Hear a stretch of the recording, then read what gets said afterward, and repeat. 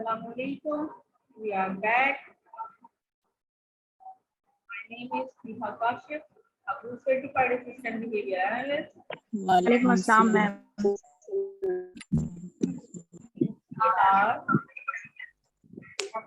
We are going through with the section A of RBT task test. Right now we are like at A05. We just need about the graph and about the behavior, what's behavior and what is not behavior. आप लोगों का कोई भी question है, we can ask. No ma'am. Okay. So No, ma'am. we are on first slide. तो कौन पढ़ेगा इसको जल्दी से मेरे लिए लाउडली? मैं पढ़ूँ ma'am Jabeen? Hello ma'am. Yes. Hello Hello. जी मैम, मेरा क्वेश्चन है ये आवाज आ रही है? जी जी बिल्कुल आ रही है सुनिहा की मैम आवाज। मेरा क्वेश्चन है ये बिहेवियर से रिलेटेड। अभी जो चीजें आपने बताई थी कि खाना पीना सोना जागना, उसमें आपने एक चीज मेंशन की थी, फील करना, दैट इज बिहेवियर। तो अगर कोई ये बच्चा हो या कोई भी अडल्ट हो, उसका ये क्राइंग, एग्रेशन या ये फीलिंग की कैटेगरी में नहीं आता, ये बिहेवियर नहीं है, इसकी क्या रीजन है? Crying is a behavior. ठीक है, आप इस चीज को समझें कि आप अगर आप वर्ड बोलेंगे ना एग्रेशन, तो एग्रेशन में हमें देखना होगा। Can you see my screen? Yes. Yes ma'am. I think this whole slide show. This slide show, yes. We are right. तो देखिए अगर आप अब आपने दो वर्ड दिए, आपने कहा एग्रेशन और क्राइम बिहेवियर नहीं है, तो हम किस चीज से बात कर रहे हैं, वो ये है कि very specific behaviour should be very specifically defined which I can measure and observe. अब एग्रेशन, व्हाट इज एग्रेशन? आपको पता है कि किसी का एग्रेशन घंटों चुप रहना है, दैट इज आल्सो एग्रेशन। किसी का एग्रेशन ये हो सकता है कि वो लाइक ही will start to bang her head in a wall, या सीधा उठा उठा के फेंकना शुरू कर दे, या चीखे या चिल्लाए, या घर से बाहर निकल जाए, या जंप करे। तो एग्रेशन की इतनी ज्यादा फॉर्म्स हो सकती है। हमने जब बिहेवियर की बात करनी है तो हम स्पेसिफिक बिहेवियर के बारे में बात करते हैं। अगर आप क्राइम की बात करें तो हाँ समझ आता है कि क्राइम इज अ बिहेवियर, और क्राइम में क्या हो रहा होगा, मतलब how the crime looks like. लेकिन how the aggression looks like it can vary from person to person. So crying is a behavior and aggression, like it's a mentalistic term. We can't say it's a behavior. सही है, तो aggression is a broader term. हमें behavior को बड़ा specifically define करना है। Hope you have your answer. Okay ma'am, yes. अब crime की बात करेंगे तो crime तो बिल्कुल behavior है।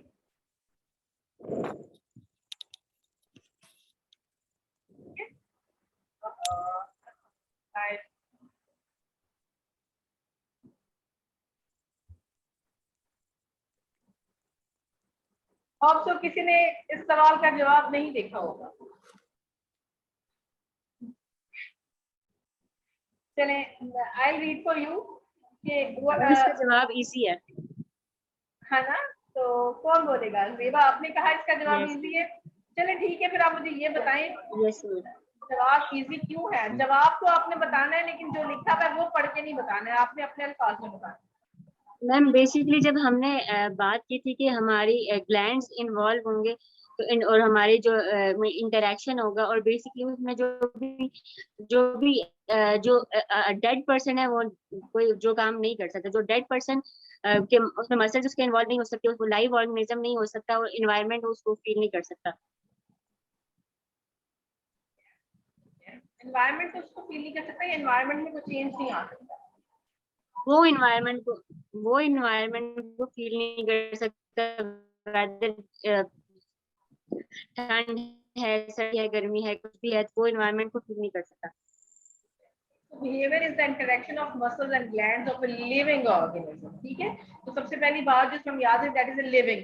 तो जो भी कोई जिंदा इंसान होगा या जिंदा ऑर्गेनिज्म होगा उसका बिहेवियर होगा और it should be interaction. So कुछ भी जो कि बिहेवियर से हो रहा है, there should be must interaction between the environment, there should be must change in the environment. Observable and measurable. Ma'am जो हमारी कॉम्पिटेंसी असेसमेंट होगी इस तरह के क्वेश्चंस आएंगे हमारे?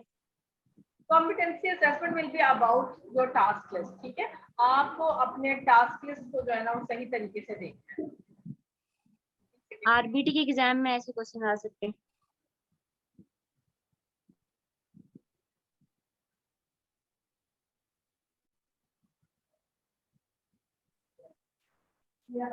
आरबीटी कॉम्पिटेंसी असेसमेंट में जो क्वेश्चन होंगे ना, I will share the competency assessment task list, इनके जो पेपर होगा वो मैं आपके साथ शेयर करूंगी ऑन लाइक ऑन 5th और 7th डे।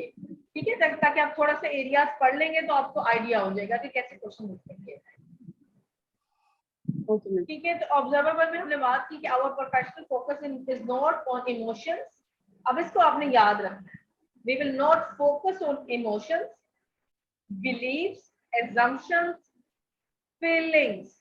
अब ये वो फीलिंग्स नहीं है, ठीक है, जो आपने कहा कि सबिया के क्वेश्चन था फील करना किस चीज को मैं महसूस कर रही हूँ, दैट इज अ बिहेवियर। लेकिन फीलिंग्स जैसे ये करते हैं, जिसमें हम ये कहते हैं कि अच्छा लगना, बुरा लगना, आपने इस कलर का दुपट्टा लिया हुआ है वो मुझे बहुत अच्छा लग रहा है, that is not a behaviour. ठीक है, फीलिंग्स लाइक और डिसलाइक्स, आपकी लाइक्स और डिसलाइक्स आर नॉट बिहेवियर्स। तो यहाँ पे कुछ टर्म्स ऐसी होंगी जो कि हमारी यूजुअल यानी कि डेली लाइफ में हम उनको जिस तरीके से यूज करते हैं, जो उनका मतलब लेते हैं, जैसे कहते हैं ना उर्फे आम में इसका ये मतलब है, लेकिन एवी के टर्म में उसी लफ्ज का मतलब दूसरा होता है। तो आपके लाइक्स और डिसलाइक्स आपकी feelings are not behaviours, but in the sense, तो मैंने आपको बताया कि ये आपका खुश होना, आपका खुश होना। अब मैं तो आज बहुत खुश हूँ, that is not a behaviour. I am very good today, yeah, your child was very good today, he was very sad today, those are not a behavior। तो वही बात है, but observable and measurable terms, जिनको आप वही कि आपका डेडमेंस test pass कर रहा है। अब आपका खुश होना डेडमेंस टेस्ट पास कर रहा है, ठीक है। आप बट एम आई डूइंग, मैं खुश हो रही हूँ, आपको यू शुड थिंक अबाउट, अच्छा कितना खुश हो रही हूँ, ऑब्जर्वेबल है। अब अगर आप खुशी में, अब आप नेक्स्ट स्टेप पे देखेंगे, खुशी में अगर आप छलांगे लगा रही हैं तो दैट इज अ बिहेवियर।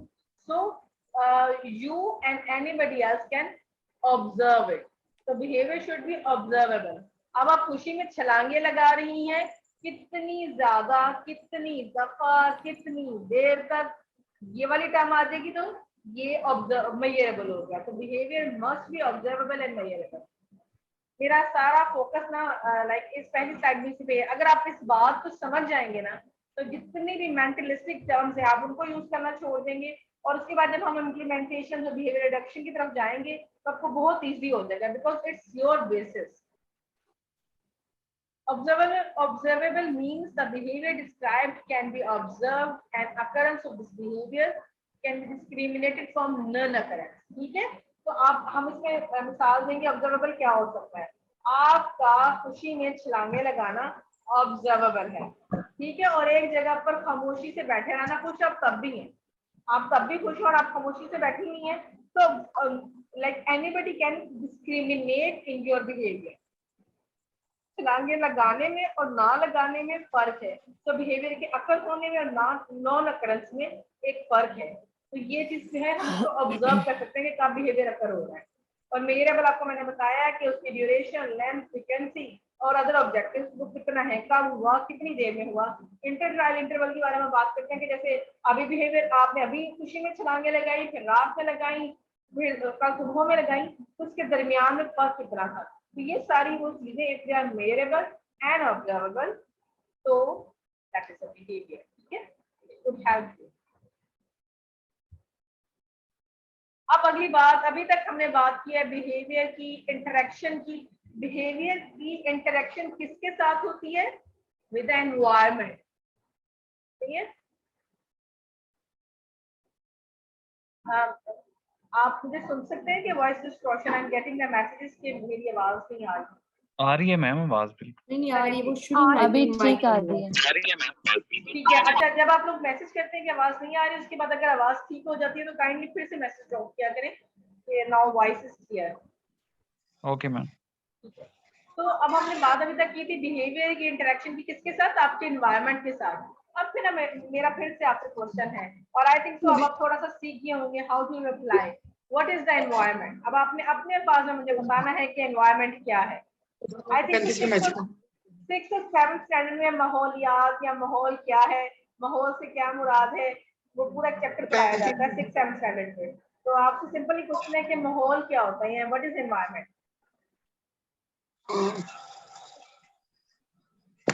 अभी कर दो यहाँ से। जी सलमान साहब, आप जवाब दें सबसे पहले। जी मैम काइंडली क्वेश्चन आप रिपीट कर सकते हैं? मेरा क्वेश्चन ये है कि सलमान साहब, माहौल क्या होता है? हम बात करते हैं आजकल हमारे कॉलेजेस का माहौल जो है ना, वो पढ़ने के काबिल नहीं है, या फिर वहाँ पे मामला जो सही नहीं है। हमारे हॉस्टल के जो माहौल है ना, वो भी काफी काबिल गौर मामला आते हैं वहाँ पे। तो my question is about what is environment. ये फैन होता है एनवायरनमेंट बेसिकली मैम मैं तो ये समझता हूँ बहुत ब्रॉड टर्म है, और इसमें ब्रॉड टर्म इस सेंस में है कि इसमें ये देखिए हमारा फिजिकल एनवायरनमेंट भी आ जाता है, और जो हमारे सराउंडिंग में जो लोग हैं वो भी हमारे एनवायरनमेंट माहौल का ही वो हिस्सा हैं, और हमारे बिहेवियर रवैये पे ये जो लोग हैं, लिविंग थिंग्स हैं हमारे सराउंडिंग में, वो भी उतना ही इफेक्ट रखते हैं, और जितनी नॉन लिविंग थिंग्स हैं उनका भी बहुत ज्यादा इफेक्ट होता है। जैसे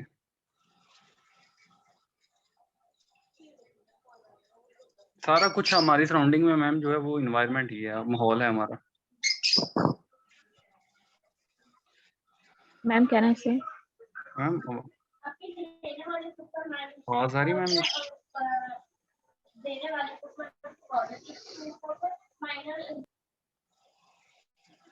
मैम आवाज आ रही है? तो मैं बोला मेरे पास मैं मुझे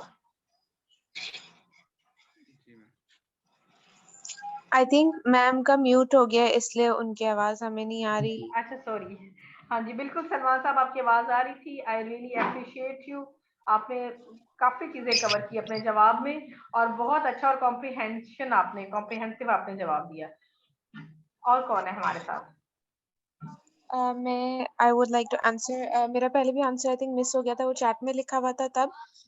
it was your question now is environment. Environment is basically anything outside the human body जो कि हमारे ब्रेन के अंदर चेंजेस लाएगी। Anything that happens around us और आउटसाइड द बॉडी जो कि हमारे ब्रेन को इस तरह स्टिमुलेट करेगी कि हमारे स्टेट ऑफ माइंड या फिर स्टेट ऑफ बॉडी चेंज हो जाएगा, वो एनवायरनमेंट होगा। और बिहेवियर वो होता है जो any change that happens in our from our brain that can be you know from the brain or from internal change या फिर external change body के अंदर जो होता है उसको behavior, और environment is anything that changes that behavior internally or physically.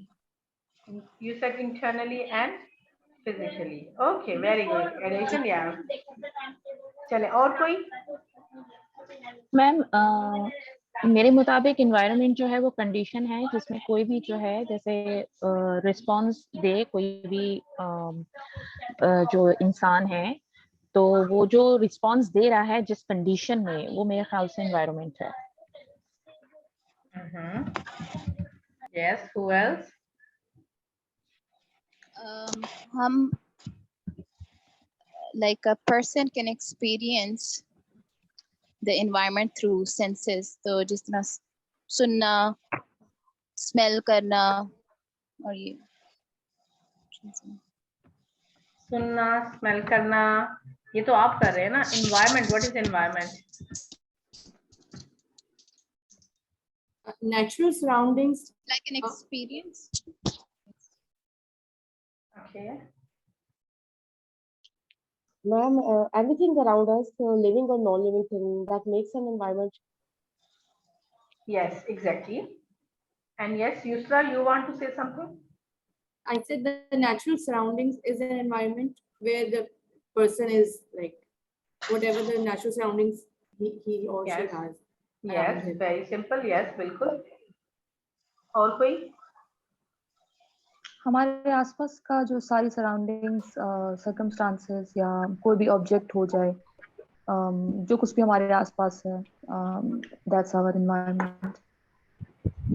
Very good. Ma'am I think जो हमारे राउंड बाउंड है, जो जो चीजें हैं जिसमें लिविंग थिंग्स हैं, नॉन है, प्लांट्स है, एवरीथिंग जो है वो इन्वायरमेंट है। उसमें जो जो चीजें यानी कि मूव करती हैं वो सब चीजें जो है वो इन्वायरमेंट है। अच्छा ठीक है, आपने कहा आपके इर्द गिर्द जो सब चीजें मूव करती हैं वो एनवायरनमेंट है, ठीक है। हमारा इंटरेक्शन एक स्टेट भी इन्वायरमेंट हो सकता है कि जिस लाइक आप किस रूम में बैठे हुए हैं, उस रूम में कलर क्या हो रहा है, टेम्परेचर क्या हो रहा है, और वो भी आपके बिहेवियर को अफेक्ट करता है, आपके मूड को, और फिर आप ऑब्जर्वेबल ये सिचुएशन हो सकती है अगर वो इस स्टेबल नॉन लिविंग इन्वायरमेंट आपको अफेक्ट कर रहा है आपके बिहेवियर पे। बिल्कुल हो सकता है, वेरी गुड आंसर। और anybody else? Interaction with the living, और जिस तरह अभी हमारा हो रहा है इंटरेक्शन, ये भी इन्वायरमेंट है। आप हमारे से इंटरेक्ट कर, आपसे कर। ओके। एनवायरनमेंट में हमारे प्लांट्स भी आ सकते हैं क्योंकि वो भी ऑपरेट करते हैं, एनिमल्स, पर्सन, प्लांट्स। ठीक है। मेहरीन पीरज़ादा, आपने अपना आंसर दिया हमें अभी। Can you hear me Mehreen?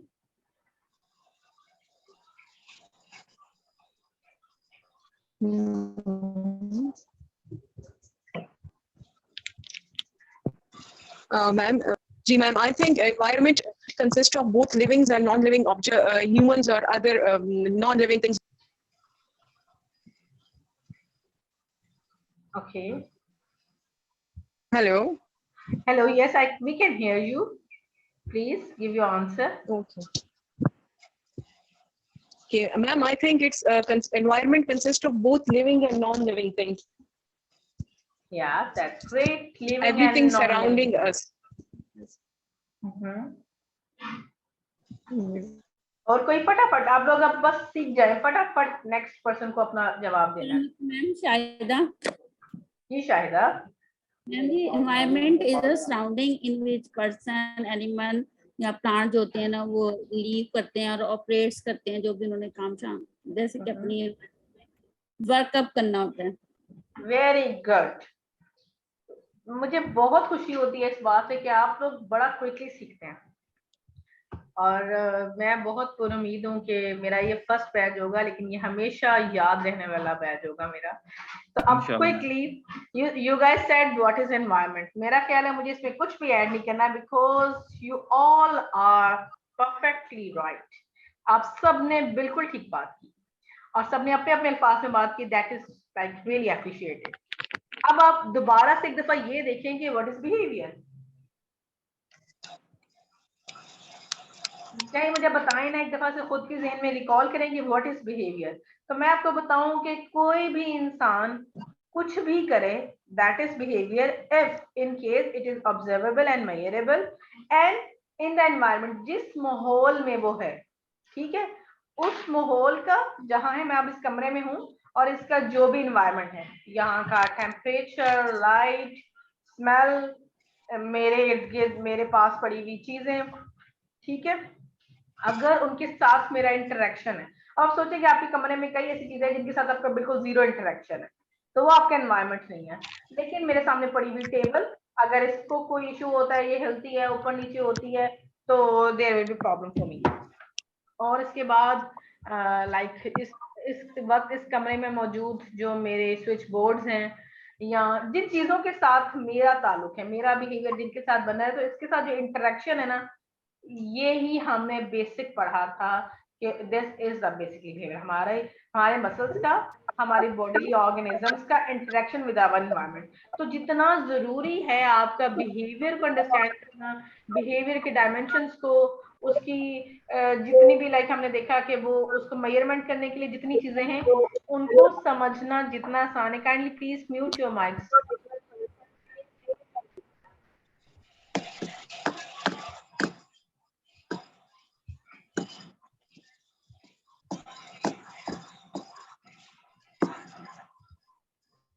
तो हमारे नजदीक इस वक्त जितने भी जो कुछ भी एग्जिस्ट कर रहा है ये हमारा माहौल है, ठीक है। हर किसी का एनवायरनमेंट दूसरे से चेंज होता है। अब आपकी सारी जितनी भी अभी तक की थी उसमें अब आप नॉलेज में किस इजाफा हो गया कि you have to focus on behaviour in observable and measurable term and it should be must behaviour, और उसके बाद आपका एनवायरनमेंट। तो आपके जो रियल circumstances है इन विच द ऑर्गेनिजम्स और reference part of the organism exist, behaviour can not occur in the absence of environment. Behaviours कभी स्पेस में जाके स्पेस में नहीं होते हैं, मतलब बिहेवियर जहां अकर हो रहा होगा वहां देयर मस्ट बी एनवायरनमेंट में ही बिहेवियर अकर होते हैं। Behavioral treatment focus on observable, measurable actions of the individual. It is assumed that behaviors are under control of the environment. ठीक है, and this is our A and B part, A and C part sorry. आपका A part भी आपका environment होता है और आपका C part भी आपका एनवायरनमेंट होता है। जो हमने पढ़ी थी कल, एक हमारी जो इक्वेशन है that is A B and C, तो बी आपका बिहेवियर है और हमारा सारा फोकस जो रहता है वो बी पे रहता है। लेकिन हम अकेले बी के साथ कुछ भी नहीं कर सकते, we have to focus on our environment. Ma'am आपकी आवाज। जी जी, मैं एक सेकेंड लेती हूँ।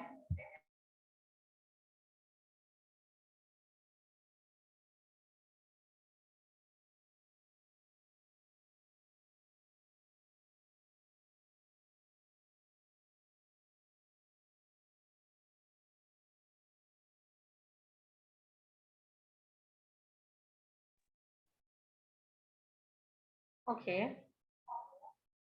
I think there's another device in the room. I have to fix that.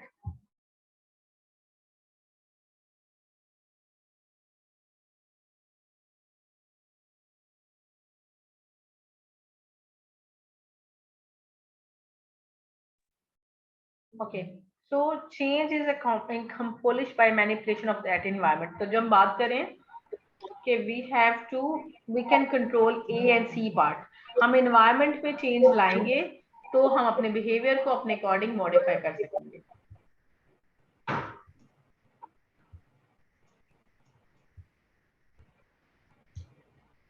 Examples of the environment is talked about in terms of stimulus conditions. अब जो बात अभी आने वाली है स्टिमुलस, ठीक है, ये जो स्टिमुलस है ना अभी ये भी आपके साथ चलने वाला है। I am hearing my voice. The environment is talked about in terms of stimulus condition, ठीक है। तो stimulus क्या होता है? Anything that a person can experience through their sense, anything that can be seen, heard, felt, smelt or taste, that is stimulus, ठीक है। अभी आप सबने एक स्टिमुलस बताना है आपके लिए। जैसे अब मैं यहाँ बैठी हुई हूँ तो मेरे लिए क्या स्टिमुलस हो सकता है? मेरे लिए मेरी लाइट स्टिमुलस है, ठीक है, इसके होने ना होने से मुझे फर्क पड़ेगा। मेरे लिए अब फैन, बिल्कुल। आप फटाफट सब लोग क्विकली अब ना अपने स्पीड अप हो जाए बस, ताकि मुझे पता लगे कुछ लोग अब रेस्ट करने के बाद कहीं सो तो नहीं रहे हैं। तो एक एक चीज फटाफट ऐड करते जाया करें, फिर आप देखिए कि मैं भी स्पीड अप हो जाऊंगी। Very good. वॉइस मैम जी, फायदा जैसे मान लीजिए internet. Okay, your video.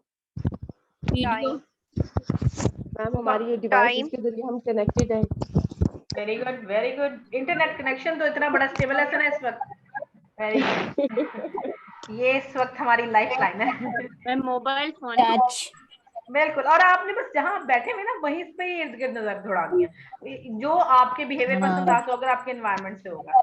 Headphones, very good addition. Time, yes, time it could be. Ma'am table और चेयर, या डेफिनेटली, बिल्कुल। Mobile for my phone in our mask. Hands. Yes, my mask. Ma'am sense organs और everything जो इसमें use हो सकती हैं वो सभी चीजें जो हैं वो जरूरी हैं। बिल्कुल, तो आपको ब्रॉडर करना है, ठीक है। अभी तक मैंने बिहेवियर जितना आपको पढ़ा दिया मुझे लगता है अच्छे से याद हो गया होगा। अब हम बात करेंगे ए और सी के बारे में, ठीक है, आपके एनवायरनमेंट के बारे में। तो मैंने कहा आपका एंटीसीडेंट और consequences. Antecedent everything which comes prior to behaviour, आपके बिहेवियर से पहले जो कुछ था। बात की कि बच्चा रो रहा है, बच्चे के रोने से पहले क्या था? आपने बच्चे को कोई इंस्ट्रक्शन दी तो बच्चे ने रोना शुरू कर दिया, उसने आपसे कोई चीज मांगी, आपने मना किया तो उसने रोना शुरू कर दिया, या फिर देयर वाज नथिंग और आपने देखा कि बच्चा बैठा हुआ था और उसने एकदम से रोना शुरू कर दिया। अच्छा, या फिर ये था कि आप वो कोई काम कर रहा था और लाइक उसको उसके पास ऑलरेडी कोई चीज थी और आपने उसे ले ली और उसने रोना शुरू कर दिया। ठीक है, ये सारी चीजें ए में आती हैं, जो बिहेवियर के अकर होने से पहले होता है। मुझे बड़ा मुझे बहुत फील होता है कि अक्सर पेरेंट्स को तो चले अवेयरनेस नहीं है, थेरेपिस्ट से भी जब बात की जाती है what was in antecedent, ma'am there was nothing in antecedent, it couldn't, ऐसा हो ही नहीं सकता, because behaviours can't occur in a space, there must be some antecedent. हम हमेशा एंटीसीडेंट को मिस कर रहे होते हैं। आपको पता है कि कितनी ज्यादा जितनी भी फंक्शनल कम्युनिकेशन ट्रेनिंग होती है that is antecedent based intervention. तो हमारी इंटरवेंशन से रीइंफोर्समेंट और आपकी पनिशमेंट एक्सटिंक्शन ही नहीं होती हैं। बहुत सी ऐसी चीजें हैं जैसे एनसीआर है, हाई पी लो पी है, ये वो सारी इंटरवेंशंस के नाम हैं जो कि अभी आपको जार्गन्स लगेंगे इंशाल्लाह। in coming days we will try to touch them also। तो मैं कोशिश करूंगी कि थोड़ी थोड़ी चीजें जो कि आपके टास्क लिस्ट में नहीं दी हैं, बस उनके साथ आपको थोड़ा सा फेमिलियराइज कर दिया जाए। So once you will work in prestigious institutions or being a parent, if you will discuss with the your behavior analyst or behavior therapist, तो आपको उन चीजों का थोड़ा सा नो हाउ हो। तो इंटरवेंशन जो होते हैं ना वो दो तरह के होते हैं। इंटरवेंशन क्या है? इंटरवीन का मतलब है मुदाखलत करना। ठीक है, उस चीज को अपनी लाइक जो चीज जिस तरीके से चल रही है उसको इंटरवीन करना।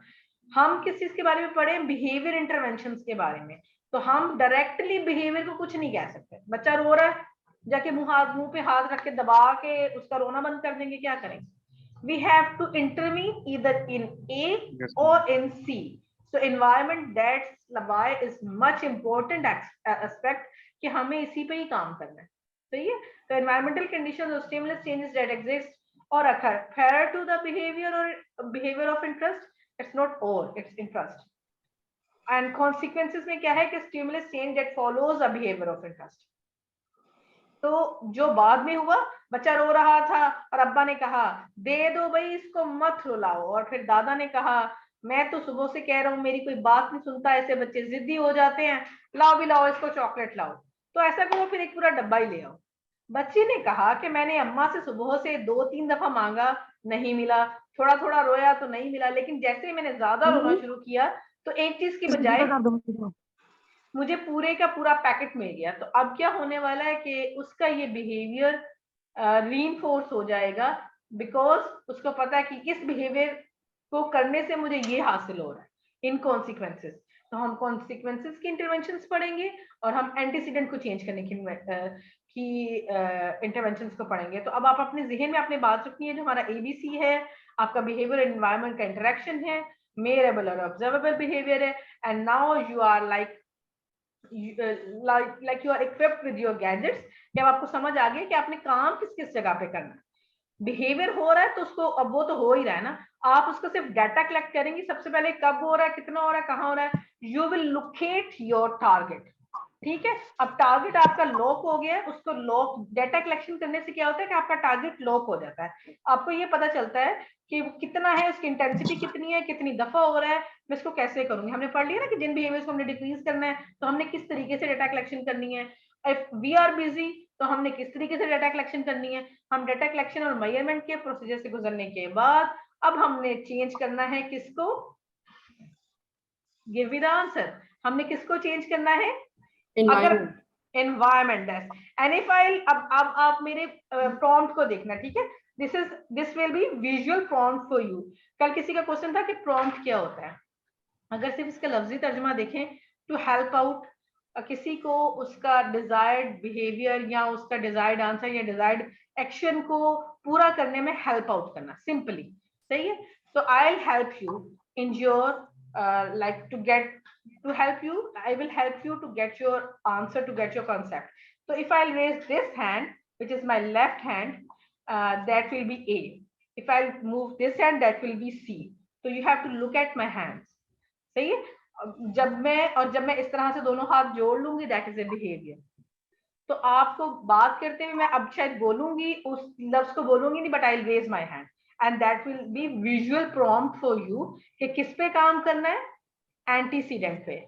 किस पे काम करना है, कॉन्सिक्वेंसेस पे, किसको ठीक करने के लिए काम करना है, बिहेवियर। ठीक है, तो अगर आप अपने मसल्स को, ऑर्गन्स को इस तरीके से साथ साथ शामिल करेंगे, you will be able to modify your behaviour. मजा आ रहा है ऐसे पढ़ने में?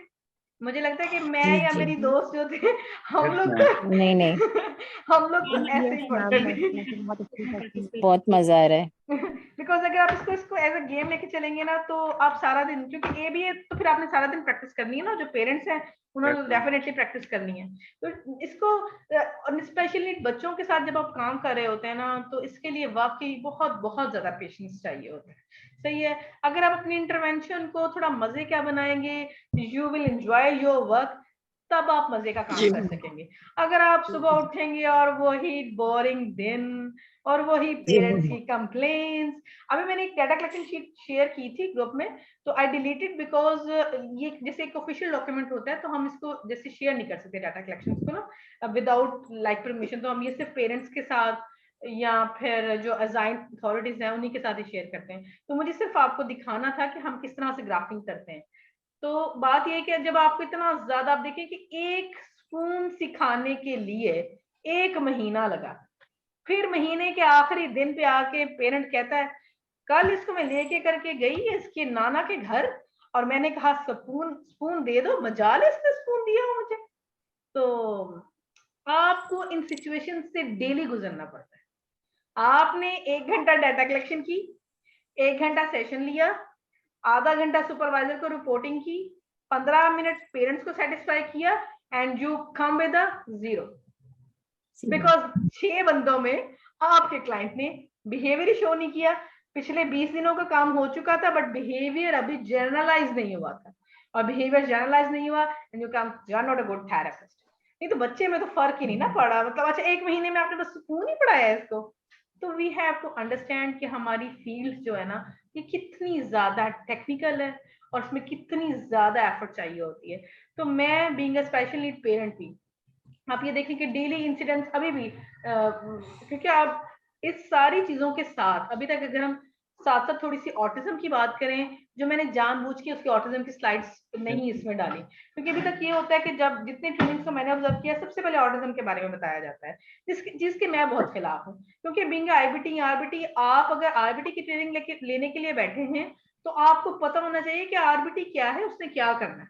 ठीक है, उसे सिर्फ ऑटिस्टिक बच्चे के साथ काम नहीं करना, लेकिन होता यह है कि एबीए जो है वो बहुत ज्यादा मोस्ट प्रैक्टिस किया जाता है ऑटिस्टिक बच्चों के साथ। तो ऑटिस्टिक बच्चों का अभी तक अगर हम ऑटिज्म की बात करें, सबसे पहली बात उसके बारे में जानने की वो ये है कि ऑटिज्म का कोई क्योर नहीं है। बिकॉज आज के दिन जब हम इस मीटिंग में हैं, ऑटिज्म क्यों होता है नहीं पता। There is a no known reason for the autism and there is a known cure for the autism. तो आप एक ऐसे क्लाइंट के साथ काम कर रहे हैं जिसको जो डिसऑर्डर है, या जो आप ये कह लें उर्फ आम में बात करें तो पेट से उसको ये बीमारी है, हालांकि autism is not a disease, it's a life long condition. तो जिस कैफियत में आपका क्लाइंट मुब्तला है, दुनिया में किसी को नहीं पता कि ये क्यों है, और ये भी नहीं पता कि ये कैसे ठीक होगा। ठीक है, you are in a blind, अभी तक दुनिया एक ब्लाइंड एले में है कि नहीं पता कि ऑटिज्म कैसे ठीक होगा। लेकिन फिर भी आपको इतनी प्रैक्टिस करनी है to develop a short small behaviours in them with the patients. तो उसकी मेरी तो की सक्सेस ये है बीइंग अ थेरेपिस्ट के एंजॉय योर वर्क, और चीजें हमेशा से बिल्कुल ठीक नहीं होती हैं। ठीक है, आप ये समझेंगे कि आप सारा कुछ यहाँ से सीखेंगे मुझसे, like you will B RBT. और जो पेरेंट्स है स्पेशली, उनको मैं आज ही दूसरे दिन पे ये बात बताऊं कि हमारी आज ट्रेनिंग का दूसरा दिन है। ऑन 9th डे भी एक्सपेक्टेशंस को आपने अभी हाई नहीं करना कि हम ये सब कुछ सीख लेंगे तो there will be a rapid change. हम ये सब कुछ अप्लाई करेंगे and there will be a rapid change. मैंने आपके साथ जो डाटा कलेक्शन शेयर की वो 1 माह की थी। 1 माह के बाद भी उस क्लाइंट का जो रिजल्ट था उसने नहीं किया था, हालांकि सेशन में वो 80% दे रहा था। सही है, तो एंजॉय करें। What you can do, just your effort, you can just put your effort. आप लॉयल्टी के साथ अपनी प्रैक्टिस को कर सकते हैं। Just in a second I will take your question. तो ठीक है जी, कौन सलमान साहब? यस मैम, मैं कुछ कहना चाहूंगा। जी जी जी जी।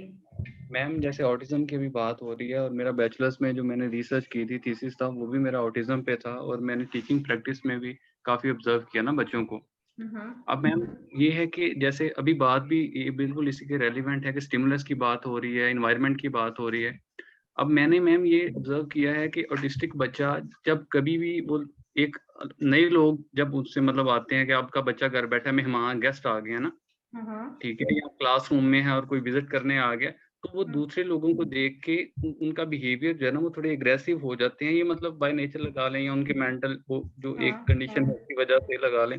लेकिन ये स्टिमुलस या ये इन्वायरमेंट, ये चीजें सारी उन पे बहुत ज्यादा इम्पैक्ट मतलब वो होते हैं, एग्रेसिव हो जाते हैं। ये उनका मतलब उनका भी ये फॉल्ट नहीं है। एक बेसिकली एक तो पेरेंट्स को भी मतलब ये अंडरस्टैंड करना चाहिए, उनको एक्सेप्ट करना चाहिए कि ये बच्चा कुछ होते हैं कि वो बच्चे को डांटना शुरू कर देते हैं कि ये जब भी मेहमान आते हैं तो ऐसा करना शुरू कर देता है। बिल्कुल। और आई ऐड बिल्कुल इसी जगह पे आपने जो पॉइंट रेज किया है ना, बीइंग अ मदर, अगर आप मुझसे बात करें, 18 साल के हैं मेरे बड़े बेटे, तो समझ जाए कि 18 साल से ऑटिज्म से मेरा ताल्लुक है। तो इस 18 साल की जर्नी में मैं ये बात लाइक बीइंग अ पेरेंट और बीइंग अ काउंसलर, या फिर एक वो शख्स जो कि दिन रात ऑटिज्म के साथ जिंदगी गुजार रहा है, आई विल से कि ऑटिज्म का इलाज अगर दुनिया में अभी तक नहीं पता, तो एक चीज तो पता है ना, which can help you, what is कि just accept it। Autistic person को एक्सेप्ट तो करे ये सोसाइटी में, ठीक हो जाएगा, कर लेंगे, उसका इलाज भी मिल जाएगा। आज से कितने साल पहले लोग बुखार, सिर्फ फीवर से लोग मर जाते थे ना, नहीं था, कैंसर का इलाज नहीं था। फिर अब हमारे पास तब टीबी का इलाज नहीं था, ट्यूबरक्लोसिस का, there was no cure for the tuberculosis. But अभी अगर है, इंशाल्लाह like in near future we can, we just wish के ये इलाज हो। लेकिन अभी के लिए अगर सोसाइटी को अवेयर कर दिया जाए और अगर वो उनको एक्सेप्ट करें इन देयर ओन वे जैसे कि वो हैं, तो चीजें बहुत बेहतर हो सकती हैं। और पेरेंट्स अगर शर्माना छोड़ दें और बच्चों को छुपाना छोड़ दें कि व्हाट्स गोइंग, कि वो क्या कहेगा तो ये क्या कहेगा, सिर्फ चेंज करें अपने माइंड को। हम लोग पेरेंट्स भी नहीं, वहां जाऊंगी तो फिर मुझे तो इतनी शर्म आई। भाई क्यों शर्म आई? It's not your fault. Allah सुब्हानहू तआला ने उसको बनाया है, बीइंग अ मुस्लिम। जब अल्लाह ताला कहते हैं कि अल्लाह ने तो इंसान को अहसन तकवीम पे बनाया, आप अपने बच्चे का एक बाल तो बना के दिखाएं। और आपको शर्म आ रही है उस पूरे इंसान के होने पे कि मुझे तो बड़ी शर्म आई कि ये हुआ, उसकी जस्ट एक बिहेवियर पे आपको शर्म आ रही है। आप उस ऑटिस्टिक इंसान को देखें और उसके उंगली का कोई एक पोर आप बना सकते हैं? नहीं, अल्लाह ने वो पूरा इंसान बनाया और उसमें लाखों सिस्टम्स रखे हैं। तो ये इट्स अ वेरी, और ये सिर्फ पाकिस्तान का ड्रॉबैक नहीं है, पूरी दुनिया में अभी तक एक्सेप्टेंस नहीं है। यहाँ इंक्लूसिव एजुकेशन की बात होती है, यहाँ एम्प्लॉयमेंट में बात होती है कि ऑटिस्टिक पर्सन्स के लिए एम्प्लॉयमेंट में कोई कोटा होना चाहिए या they should be very functional. But ये सारी अभी तक किताबी बातें हैं। सिर्फ यूएसए जैसे लाइक यूनाइटेड स्टेट्स और यूके की भी बात नहीं मैं करूंगी, कनाडा और यूनाइटेड स्टेट्स में ऑटिस्टिक पर्सन्स के लिए देयर आर सम लाइक उनके लिए एम्प्लॉयमेंट है या वो like they can be functional, या उनके लिए कुछ रूल्स एंड रेगुलेशंस हैं।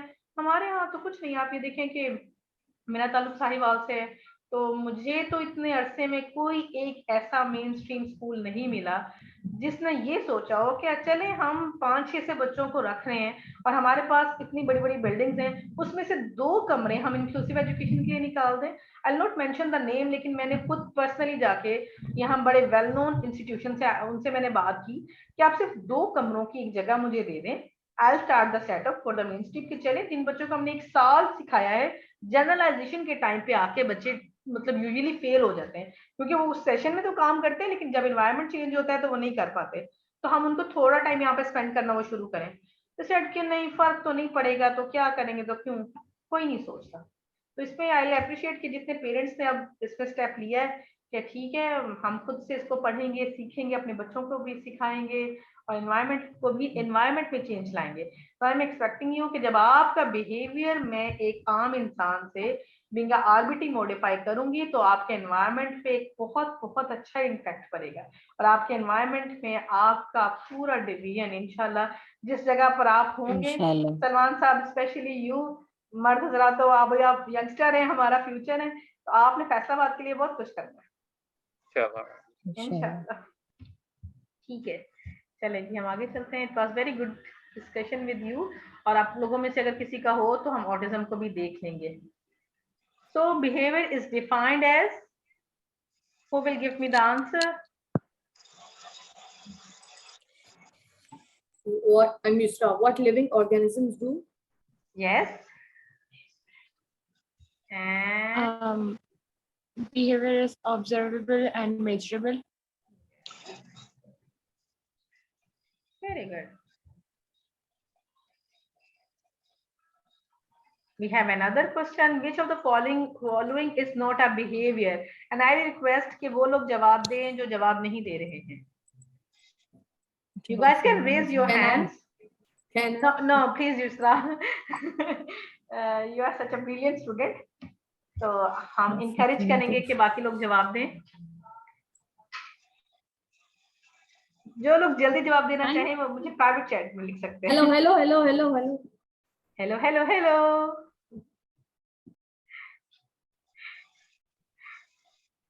Ma'am, Shaida trying to escape the classroom. Okay, trying. It's an interesting. Who else? Looking at a book. Okay. Who else? I think taking a drink. Okay, very good. Interesting. आप लोगों से request है कि एक दफा question को जरूर पढ़ें. I am asking which of the following is not a behavior. Not. So please दिखाओ क्या कर रहा है. Please mute your mics. आप वही लोग अपना माइक खोलें जो जवाब देंगे. Ma'am, trying to escape the classroom. Yes, we have your answer. Anybody? Yes, trying to escape the classroom. Yes, Shaida, I already have your answer. जी सलमान साहब आप रोशनी डालें इस पे कुछ. Trying to escape the classroom. Maybe behavior है basically taking a drink, I think. Okay, I asked which of the following is not a behavior. I think looking at a book, क्योंकि बाकी सब काम तो डेड बॉडी नहीं कर सकती, लेकिन देख तो सकती है. So it's not a behavior. Dead person can. ये कौन से dead person? हाँ, आइस ऊपर है तो एटलीस्ट वो लगातार नजर वहां पे है, तो वो ड्रिंकिंग में भी होश है, लाफ करने में भी होश है, क्लासरूम से निकलते हुए भी होश में ही है बंदा. तो आंखें अगर उसकी बंदे की खुली है डेड बॉडी के, वो देख रहा है, तो या ice can look. Okay. I think laughing because laughing तो वो measure भी नहीं कर सकते. Yes, measurable, but still dead body cannot laugh. Duration. I think duration. Okay. लेकिन ये है कि laughing का duration तो वगैरह तो हम कर सकते हैं. Yes, you're right. Taking a drink is also a major duration. Okay, what else? You start now. You can give your answer. I think you have done your chat. Ma'am, looking at they all are behavior. Okay, I have your answer, Sabiha. Yes, because that cannot be measurable and observable. Measurable, looking at a book. You can't measure that. Okay, you Maybe a child is looking at the book for few minutes, duration, occurrence. We all can measure that, and it can be observed. Okay, so you are saying all are behavior, right? Yes. Okay, I'm going to trick you. Trying to escape the classroom. Okay, so trying is how you can measure. How you can measure trying. Exactly, it's a covert behavior. Okay, so please do remember ये वो चीज है जहां पर जाके mostly जितने भी मैंने आपको बताया एग्जाम्स में ना वो आपको ऐसे ट्रिक करेंगे. एंड आई जस्ट वांट कि आप सब लोग एग्जाम क्लियर करें. Trying how you will measure. मेरा एस्केप करने के क्लासरूम को लाइक किस तरीके से मैं इसको मेजर करूंगा ना. ट्राइंग तो ये भी हो सकता है कि कोई खामोश चुप करके बैठ गया, वो देख ही नहीं रहा. तो अब वो कैसे, मतलब he is doing nothing but he is trying. तो आपको you should be very much specific about the behaviour. सही है. अब आप स्क्रीन को देख रही हैं, लेट्स सपोज मैं आपको देख रही हूँ, लेकिन अब आपको तो ये लग रहा है ना कि मैं आपको देख रही हूँ, लेकिन हाउ यू विल मेजर कि मैं जो स्क्रीन पे देख रही हूँ मैं वो पढ़ भी रही हूँ, समझ भी रही हूँ. How you will measure it? What you can observe, just I am looking at. तो laughing, किसी ने कहा behavior नहीं है भाई, laughing is a behavior.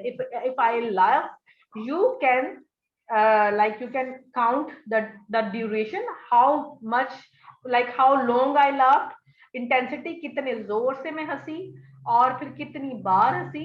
तो you can measure and observe the laughing. Taking a drink, you can observe and measure as well.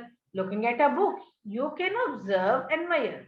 If I have a book like in this, किसी ने कहा कि ये शायद behavior है या नहीं है, तो if I am like look, तो मैं आपको देखा and look. मैं जितनी दफा मैंने यहाँ देखा, you can observe and measure it. But how you can measure trying, and even how you can observe, I am trying. मैं कुछ सोच रही हूँ, खुद से कुछ कर रही हूँ, तो your behaviour should be very specific. तो ट्राइंग की जो बात आ जाएगी ना, this is not a behaviour. And thank you very much. Like we are all done with the section A. Any questions for now? Ma'am मेरा एक question है. मैम अगर हम डाटा कलेक्शन भी साथ में करेंगे और जो आपने शीट ग्रुप में भेजी थी, हम अगर साथ में फिल करेंगे तो हमारे सेशन में डिस्ट्रैक्शन नहीं आएगी? हम जैसा बच्चे के साथ 1-on-1 सेशन लेंगे तो बिल्कुल भी डिस्ट्रैक्शन नहीं आएगी.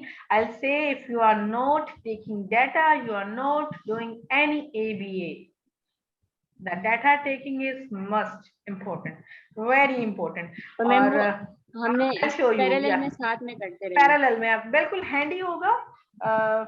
आई कैन सी यू कि जैसे अगर कोई भी बिहेवियर हो तो हम उसी वक्त जो है ना वो कर सकते हैं.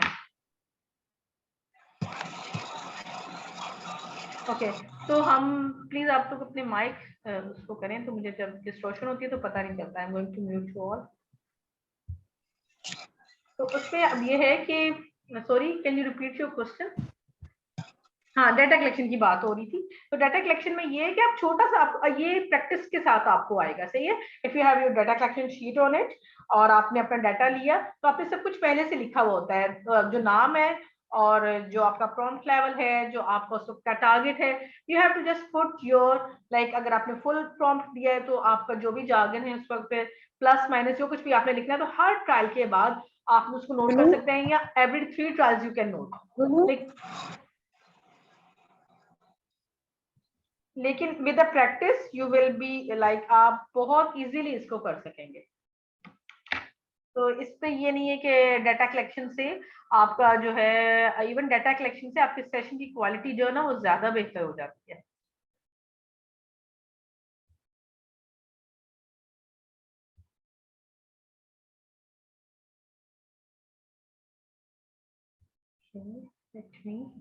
अच्छा, मैंने कल किसी और का कोई और क्वेश्चन, क्योंकि इसके बाद हम थोड़ा सा डिस्कस करेंगे अबाउट जो मैंने आपके साथ कल एक डॉक्यूमेंट शेयर किया था एथिक्स का. किन लोगों ने उसको रीड किया है? मैम मैंने किया.